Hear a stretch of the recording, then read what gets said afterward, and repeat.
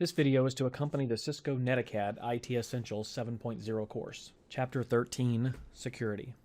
In Chapter 13, we're going to look at security threats, security procedures, securing Windows workstations and wireless security, and also basic troubleshooting process for security. Security threats. One of the security threats for computers is malware. There's all types of threats that can come, but the greatest and most common threat for the computers and data contained on it is malware. Malware is typically installed on a computer without the user's knowledge, but once the host is infected, the malware could change the computer configuration, delete files or corrupt the hard drive, collect information stored on the computer, or open extra windows on the computer, or redirect the browser to sites on the internet. The most common type of computer malware is a virus. Viruses require human action to propagate and infect other computers. A virus hides by attaching itself to a computer code, software, or documents, and then when opened, the virus executes and infects the computer. A Trojan, or cybercriminals also use Trojan horses to compromise hosts. A Trojan horse is a program that looks useful but also carries malicious code. Trojan horses are often provided with free online programs such as computer games. Other types of malware are adware. Those can display unsolicited advertising using a pop-up web browser windows, new toolbars, or unexpectedly redirect a web page to a different website. You have ransomware. That typically denies a user access to their files by encrypting the files and then displaying a message demanding a ransom for the decryption keys. Rootkits are difficult to detect and are used by cybercriminals to gain admin-level access to a computer. You have spyware. That's similar to adware, but it's used to gather information about the user and send it back to cybercriminals. And worms are self-replicating programs that propagate automatically without the user action by exploiting vulnerabilities in the software. Now, there's all different types of anti-malware programs. It is important to protect your computer and mobile devices using a reputable antivirus software. Today, antivirus programs are commonly referred to as anti-malware programs. And these programs can detect, block, and clean, in some cases or in most cases, Trojans, rootkits, ransomware, spyware, keyloggers, and adware. Anti-malware programs continuously look for known patterns against a database of known malware signatures. They can also use heuristic malware identification, which can detect specific behavior associated with some types of malware.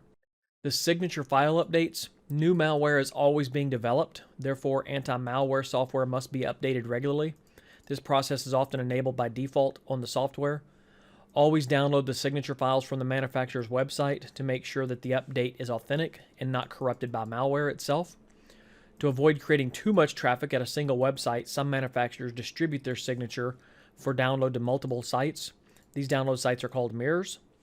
But just be careful that when downloading signature files from a mirror, that the mirror site is legitimate.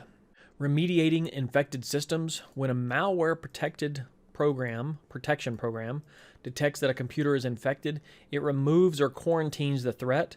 However, the computer is most likely still at risk. So some or all or most anti-malware programs can be set up to run on system start before loading Windows. And removing malware may require that the computer be rebooted into safe mode. It may also be necessary to contact a specialist to ensure that the computer has been completely cleaned. Otherwise, the computer may need to be reformatted and the original operating system reinstalled. And then data recovered from the most recent backup that is not infected with malware. Sometimes malware will get into the software that's in the backup, and you have to be careful that it's not restored, and then you just bring that malware right back into the system. So the OS system restore service may include infected files too. So be careful about that with the restore points. Therefore, after a computer's been cleaned, the system restore files should be deleted. Networks are also a target. Attackers are looking for network information about a single target using Google Search, Whois, and other tools. They try to find out what they can about your network. They initiate a ping sweep of the discovered target's public network address to determine which IP addresses are active. They also probe ports using Nmap, Superscan, and other tools. Attackers run vulnerability scanners to discover the type of applications and operating systems running on the target using Nipper, Secuna PSI, and other tools. Attackers also attempt to discover vulnerable services using Metasploit, Core Impact, and other tools. Some types of TCP/IP attacks. You have denial of service and distributed denial of service. Denial of service is an attack where the attacker completely overwhelms the target with false requests to create a denial of service. For the legitimate users, they don't actually gain entry to the system, they're just blocking traffic. And then a distributed denial of service is amplified, and they use many infected hosts called zombies to overwhelm the target. They also have DNS poisoning. That's an attack where the attacker has successfully infected a host to accept false DNS records pointing to malicious servers. And then you have man-in-the-middle attacks. That's where an attacker intercepts communications between two hosts. Other attacks include replay. That's a type of spoofing where the attacker captures an authenticated packet, alters it, and sends it to the original destination. Spoofing is an attack where the attacker forges an IP address to gain access, and SynFlood is a type of DOS attack that exploits the TCP three-way handshake. A zero-day attack is there are two terms. You have 0 day and 0 hour. These terms are commonly used to describe when a threat is detected. 0 day is sometimes also referred to 0 day attacks, 0 day threat, or 0 day exploit. This is the day that the unknown vulnerability has been discovered by the vendor. The term is reference to the amount of time that a vendor has had to address the vulnerability. And a 0 hour is the moment when the exploit is discovered. And the software can be exploited until a patch that addresses the vulnerability is made available. So protecting networks against attacks, there's no single solution to protect against all TCP/IP or 0 day attacks. One solution is to use defense in depth or layering. This requires a combination of network devices, services working together, and just vigilance on the part of the system's admins. All network devices, including the router and switches, must be secured to prevent attackers from tampering with devices, and system logs should be checked frequently. Another concern is social engineering. Cybercriminals use social engineering techniques to deceive unsuspecting targets into revealing confidential information. Social engineering is an access attack that attempts to manipulate individuals into performing actions or divulging confidential information. Social engineers often rely on human nature and people's willingness to be helpful. And one note is social engineering is often used in conjunction with other types of network attacks. Some types of these techniques are pretexting. An attacker pretends to need personal information in order to confirm the identity of the recipient. Phishing. An attacker sends fraudulent email disguised as being from a trusted source. Spear phishing is when an attacker creates a targeted phish attack for a specific individual or group of specific individuals. Spam is unsolicited email, which often contains harmful links, malware, or deceptive content. Something for something, when an attacker requests personal information in exchange for something. Baiting, an attacker leaves a malware-infected flash drive in a public location. Never pick up USB drives and flash drives and put them into your computer. Impersonation, an attacker pretends to be someone they are not. Tailgating is when an attacker follows an authorized person into a secure area. Shoulder surfing is when an attacker looks over someone's shoulder to steal information. And dumpster diving is when an attacker searches through trash for confidential information. Some of the ways that you can protect against social engineering is always destroy confidential information, report suspicious individuals, lock or sign out of your computer when attended. Also set up different types of software on your computer to make sure, or make your settings on your computer where it logs out after a certain amount of time. So if a user gets up from their computer and walks away after 10 or 15 minutes, it will automatically log out. Never reuse work-related passwords. Never release work-related information on social media sites. Never open emails from untrusted sources. Never leave your username or password where they can be easily found.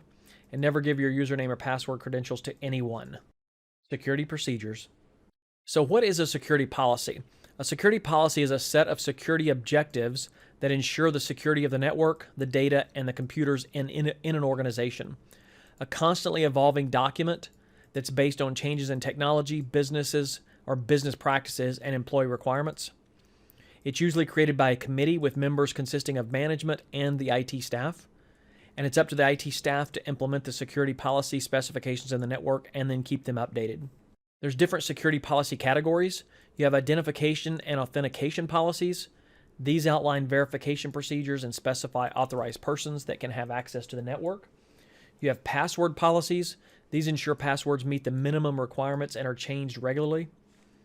Acceptable use policies. These identify network resources and the usages that are acceptable to the organization and may include ramifications for policy violation. You also have remote access policies. This identifies how remote users can access the network. Network maintenance policies. When is the network device operating systems and end-user application updates procedures?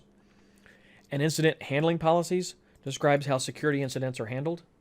So securing devices and data, the goal of the security policy is to ensure a safe network and an environment and to protect the assets.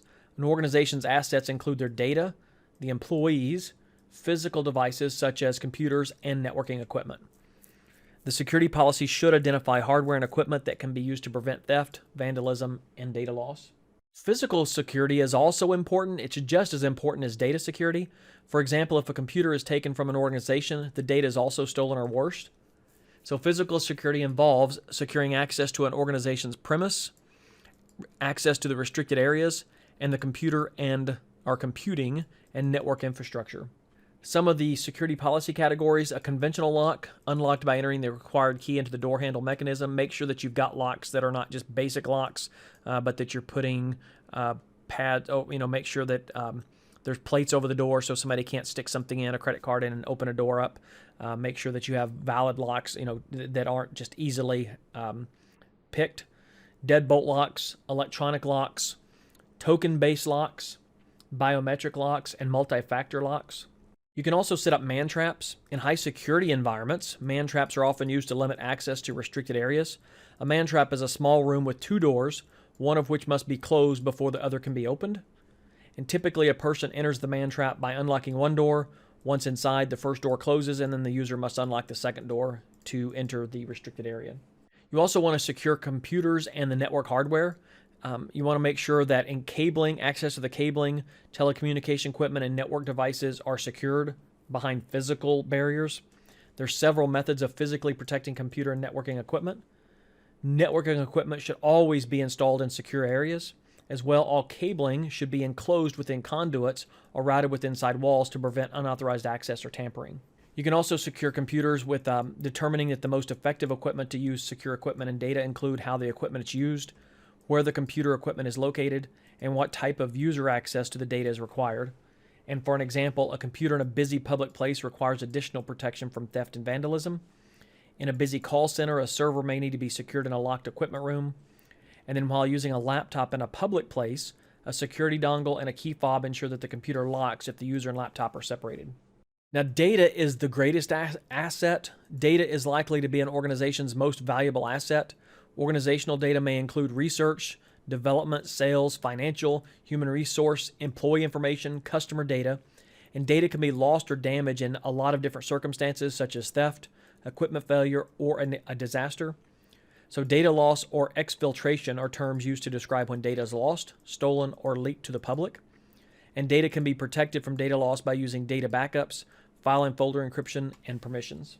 Now with data backups, backing up data is one of the most effective ways of protecting against data loss. A data backup stores a copy of the information on a computer to a removable backup media, and data backups should be performed on a regular basis as identified and set in the security policy. And data backups are usually stored off-site to protect the backup media if anything happens to the main facility with a disaster. And Windows host have a backup and restore utility, and Mac OS host have a time machine utility, but usually you're going to use some type of third-party backup software to do large backups. Setting file and folder permissions. Permissions are rules to configure and limit folder and file access for individuals or groups of users. Users should be limited to only the resources that they need, and this is known as the principle of least privilege, or you might have heard it as on a need-to-know basis. When you do encryption, it's often used to protect data. Encryption is where the data is transformed using a complicated algorithm to make it unreadable. A special key or password must be used to return the readable information back into unreadable data and information back into readable format. The encrypting file system, or EFS, is a Windows feature that can encrypt data. An EFS is directly linked to a specific user account, and only the user that encrypted the data will be able to access it if it's been encrypted. Windows BitLocker and BitLocker to Go is another feature of Windows. At least 2 volumes must be present on a hard disk. The Trusted Platform module must be enabled in the BIOS. And the TPM is a specialized chip installed on the motherboard that stores the encryption keys, digital certificates, and passwords. And BitLocker encryption can also be used with removable drives by using the BitLocker to Go. And BitLocker to Go does not use a TPM chip, but it still provides encryption and requires a password. Now, when you have magnetic media, you want to protect data. It can include removing files from storage devices when they're no longer needed. So simply deleting files or reformatting the drive may not be enough to ensure the privacy and ensure the data is gone. So there are software tools that can be used to recover files, folders, and even entire partitions. So with storage media, it should be fully erased using one or more of the methods listed over here. You either do a data wiping software, which overwrites ones and zeros, or usually zeros, over the data multiple times until it knows it's gone. You can use a degaussing wand or an electromagnetic degaussing device, or you want to make sure that the drive is fully destroyed. SSDs are comprised of flash memory instead of magnetic platters. So common techniques used for erasing data, such as degaussing, are not effective with flash memory. So you want to perform a secure erase to fully ensure the data cannot be recovered, and that's usually accomplished by writing data over and over and over again, just incomprehensible data over and over and over again until it knows it's been wiped out. Other storage media and documents, optical disk, eMMC, USB sticks must also be destroyed. You want to use a shredding machine or an incinerator that's designed to destroy documents in that type of media. And when thinking about what devices must be wiped or destroyed, remember that devices besides computers and mobile devices also store data. So printers and multifunction devices may also have hard drives in them that cache printed and scanned documents. I know for a fact that there's been documents in the past that are recovered from printers off of the hard drives inside the printers. And so the caching feature can be turned off in some instances, or the device needs to be wiped on a regular basis, just like hard drives, if you're cleaning those. Now with hard drives, when a storage media is no longer needed, the media can either be destroyed. Destroying the hard drive fully ensures the data cannot be recovered from a hard drive, or recycled. Hard drives that have been wiped can be reused in other computers. The drive can be reformatted and a new operating system installed.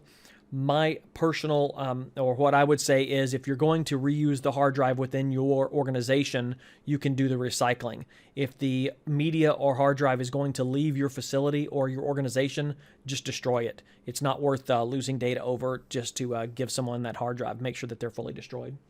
Securing Windows workstations. So securing a computers and workstations should be secured from theft. So you want to lock your workstation when you're not present to prevent unauthorized users from stealing or accessing local computer and network resources. If you need to leave your computer in an open public area, make sure that you have cable locks, and use a privacy screen to protect information that's displayed on your screen from shoulder surfing and prying eyes. And then access to the computer must also be protected. There should be 3 levels of password protection that can be used on a computer. The BIOS, which is not super effective, but it can be effective. Login, and the network login. When you secure the BIOS, a Windows, Linux, or Mac login password can be bypassed.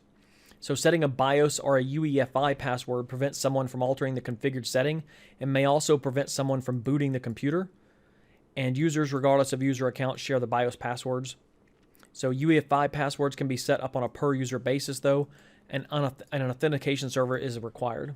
To secure the Windows login, the most common type of password protection is the computer login, and depending upon your computer system, Windows 10 may also support other sign-in options such as Windows Hello, a PIN, a picture password, or the dynamic lock. You can also have local password management. Password management for a standalone Windows computer can be set locally using the Windows User Accounts tool. To create, remove, or modify a password in Windows, use the control panel and user accounts. It's also important to make sure that the computers are secure when users are away. And as I mentioned in an earlier slide, you can set that with the screensaver or the login or the timeout. Now with usernames and passwords, usernames like passwords are an important piece of information and should never be revealed. Password guidelines are an important policy, part of the security policy. Any user that must log onto a computer or connect to a network should be required to have a password. In fact, I would say it's a must. You have to. Passwords help prevent theft of data and malicious act, and passwords help confirm that the logging events is valid by ensuring that the user is the correct person. Now you can set the Windows local security policy. In most networks that use Windows computers, the Active Directory is configured with domains on a Windows server, and Windows computers are members of a domain. The administrator configures a domain security policy that applies to all computers that join it, and account policies are automatically set when a user logs in. For standalone computers that are not part of an Active Directory domain, the Windows local security policy can be used to enforce the security settings. And you can just go in on Windows 7 and Vista and use Start, Control Panel, Admin, Tools, and Local Security Policy. In Windows 8, 8.1, and Windows 10, you go to Search and type in seccpol.msc and then click it. And in all versions of Windows, you can use the Run seccpool.msc to open the Local Security Policy tool. The security policy will identify the password policies required. You can use account policies, password policy, and account policies, account lockout policy to prevent brute force attacks. And this account lockout policy would also protect against a dictionary attack. This is the type of brute force attack that attempts every word in a dictionary hoping to gain access. The local policy and the local security policy is used to configure audit policies. It can also be used to log successful and unsuccessful login attempts, and use the local policy's audit policy to enable auditing. And then to maintain accounts, you want to terminate employee access. When an employee leaves an organization for whatever reason, you want to immediately disable the account or change the login credentials. You don't want to delete the account. You just want to disable it or change the login credentials. And then guest access is for temps and guests with additional privileges that can be created and disabled as required. You can also track login times. You can allow employee login only during specified hours of the day and block logins during the rest of the time. You can also track login failed attempts. You can configure a specified number of times a user can attempt to log in. And you can also set idle timeout and screen lock. And you can configure an idle timer to automatically log the user out, and users must log back in to unlock the screen. The user account tools and user account task, the UAC, is it uses this to add, remove, or change attributes to individual users. And the local users and groups managers allows you to put users into groups. Local users and groups managers, to configure all of the users and groups on a computer, you want to use the local users and groups manager tools using the lusr.mgr.msc program. And by double-clicking on a user or right-clicking and choosing properties, you can set to lock an account, assign a user to a group, control which folders the user has access to, and add a user. You can click action and put a new user in. And here you can assign a username, full name, description, and account options. Now, managing groups, users can be assigned to groups for easier management, and you can do that by going into the administrative tools, computer management, local users and groups, and then you can put users into groups. Now, with Active Directory, local accounts are stored in the local security accounts database. On an Active Directory on a Windows Server domain controller, the only domain administrators are allowed to create domain accounts on the DC. Domain accounts are accessible from any computer joining to the domain. And the AD, or Active Directory, is a database of all computers, users, and services in the Active Directory domain.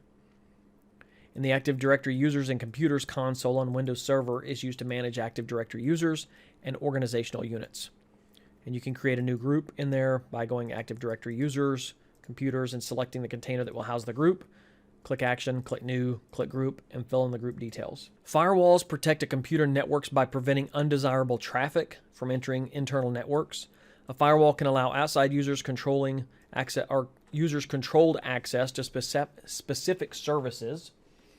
Firewall services can be provided as follows: hot-based firewall that uses software such as Windows Defender Firewall. SOHO, or Small Office Home Office, is network-based solution. Or small to medium-sized organizations, they have a network-based solution using a dedicated device, such as a Cisco Adaptive Security Appliance or an enabled Cisco Integrated Services Router. And the focus of this section is on the host-based firewall solution using Windows Firewall. Software firewalls is a program that provides firewall services to a computer to allow or deny traffic to the computer. A Windows Firewall, or the Windows Firewall, is an example of a software firewall that helps prevent cyber criminals and malware from gaining access. It's installed by default when the Windows OS is installed. And in Windows 10, the Windows Firewall was renamed to Windows Defender Firewall. And you can configure it by going to Control Panel, Windows Firewall. So Windows Firewall has a standard set of inbound and outbound rules that are enabled depending upon the location of the connected network. Firewall rules can be enabled for private network, a guest or public network, or a corporate domain. And from the Windows Firewall, you can enable or disable Windows Firewall, change notification settings, allow apps, configure advanced settings, or restore firewall defaults. And if you wish to use a different software firewall, you need to disable the Windows Firewall. Now, configuring exceptions in the Windows Firewall, you can allow or deny access to specific programs or ports from the Windows Firewall window. You just go into and allow an app or feature through the Windows Firewall, you open it up, add an allowed port or program, change an allowed program or port, or remove an allowed program or port. Now with the Windows Firewall and Advanced Security, You just go in and open up advanced settings to open it, and you can also enter wf.msc in the search box. And the Windows Defender Firewall with advanced security provides these features: inbound and outbound rules, connection security rules, and monitoring. Now, web browsers are not only used for web browsing, they're also used to run other applications, including Microsoft 365, Google Docs, interface for remote access, SSL users, and more. So to help support these additional features, browsers use plugins to support other content, and some of these plugins may introduce security problems. So browsers are targets and should be secured. Web browsers do retain information about the web pages that you visit, these searches that you perform, and other identifiable information, including usernames, passwords, and more. Never store username and passwords in browsers. The information retained by web browsers can be recovered and exploited to steal your identity. And so to improve security when using a public computer, always clear your browsing history, use private browsing, or use the in private mode. That allows the browser to temporarily store files and cookies and deletes them when the in private session has ended, or private mode, or a private tab. A pop-up blocker is initiated while browsing, such as a link on a page that opens to a pop-up. Some pop-ups are initiated by a website or advertisers and are often unwanted or annoying. And most web browsers do offer the ability to block pop-up windows unless they're supposed to pop. You can allow them on an as-needed basis. You also have the smart screen filter. That lets sites, you can configure which sites have settings, such as malicious sites, page prediction, and media licensing. You can also ActiveX filter. Some web browsers may require you to install an ActiveX control, and ActiveX controls can be used for malicious reasons, so you want to be careful.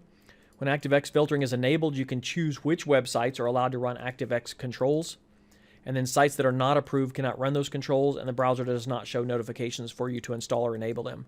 You can also set restrictive settings. Devices often come with security features that are not enabled, or the security features use default settings. So you want to check the default permissive settings that may leave devices exposed to attackers. And many devices now ship with restrictive settings and must be configured to enable access. And it's your responsibility as the IT person to secure devices and configure restrictive settings whenever possible. You can also disable autoplay. Older Windows hosts used autorun to simplify the user experience. So you want to disable autoplay, such as like CDs or DVDs. Malicious users can use that feature to infect host. Newer Windows hosts now use autoplay, and autoplay provides additional controls and prompts the user to choose an action based on the content, not just automatically running it. Now, the OS service packs and security patches. Patches are code updates that manufacturers provide to prevent newly discovered viruses or worms. Manufacturers can combine patches and upgrades into comprehensive update applications called a service pack, and it is critical to apply security patches and updates whenever possible. And Windows routinely checks the Windows Update website for high priority updates that can help protect a computer. And depending upon the setting you choose, Windows automatically downloads and installs any high priority updates that your computer needs and then does an update on them. Configuring wireless security. Some common communication encryption types. There's two major requirements. The first requirement is that your received information has not been altered by someone who has intercepted the message. And the second is that anyone who can intercept the message is unable to read it. So the following techniques accomplish these requirements: hash encoding, symmetric encryption, or asymmetric encryption. Hash encoding ensures the integrity of the message. This means that the message is not corrupt, nor has it been tampered with during transmission. Hashing uses a mathematical function to create a numeric value called a message digest that is unique to that data. And the most popular hashing algorithm is the secure hash algorithm, or SAH, and it's replacing the older message digest or MD5 algorithm. Symmetric encryption ensures the confidentiality of the message. If an encrypted message is intercepted, it cannot be understood. It can only be decrypted using the password or the key that it is encrypted with. And symmetric encryption requires both sides of an encrypted conversation to use an identical encryption key to encode and decode the data. An advanced encryption standard, or AES, and the older triple data encryption algorithm are examples of symmetric encryption. And then asymmetric encryption also ensures confidentiality of the message. It requires two keys, a private key and a public key. And the public key can be widely distributed, including emailing in plain text or posting on the web. And the private key is kept by an individual and must not be disclosed to any other party. And then RSA is the most popular example of asymmetric encryption. The SSID, or Service Set Identifier, is the name of the wireless network. A wireless router or access points broadcast the SSID by default so that devices can detect the wireless network. If the SSID broadcast setting has been disabled on a wireless router or access point, users must manually enter the SSID on a wireless client to connect to the wireless network. Disabling the SSID broadcast provides a little bit of security. Someone who knows the SSID of the wireless network can manually enter it, and a wireless network will also broadcast the SSID during a computer scan, and an SSID can also be intercepted in transit. And you can also scan for wireless networks, even though the SSID is not being broadcast. Now, when we're talking about authentication methods, a shared key provides mechanisms to authenticate and decrypt data between a wireless client and AP of the wireless router. WEP stands for Wired Equivalent Privacy. WPA stands for Wi-Fi Protected Access. And the IEEE 802.11i/WPA2 is the current industry standard for both securing wireless LANs. They both use the advanced encryption standard of AES. And you always want to make sure that your wireless routers have security enabled. Don't just have them wide open unless you have a reason to have just a unsecured wireless router that doesn't require a password or any type of authentication. There are some instances where that is something that a business wants to provide. The WPS on a lot of routers has the Wi-Fi protected setup, and that requires you to press the little button, and that puts it into Wi-Fi protected setup mode, and that will allow a device to connect. You also want to check for firmware updates. Wireless routers offer upgradable firmware, so periodically, and you want to have this in your security policy of checking wireless routers occasionally or on a plan, and to make sure that they don't need firmware updates. It's important to periodically check the web manufacturer's websites for those. And it's also common to use a GUI, or graphical user interface, to upload the firmware to the wireless router. Hardware firewalls inspect data packets from the network. They work just like the virtual firewalls, but it's actually a hardware appliance or a physical device. They can be configured to block individual ports, a range of ports, or specified application traffic. And most wireless routers include some type of integrated hardware firewall. They can be configured to allow two different types of traffic into your network: responsives to traffic that originates from inside your network, and traffic destined for a port that you have intentionally left open. Now, with port forwarding and port triggering, hardware firewalls can be used to block ports to prevent unauthorized access in and out of a LAN. However, there are situations when specific ports must be opened so that the certain programs and applications can communicate with the devices on different networks. So port forwarding is a rule-based method of directing traffic between devices on separate networks. The universal plug-and-play is a protocol that enables devices to dynamically forward traffic through network ports without the need for user intervention or configuration. Port forwarding is often used for streaming media, hosting games, or providing services from home and small businesses' computers to the internet. Basic troubleshooting process for security. And this is the 6 steps of the troubleshooting process. I'm going to go through each one of these slides. I'm not going to talk through them, but you can pause the video on each one of these to read the questions and the answers.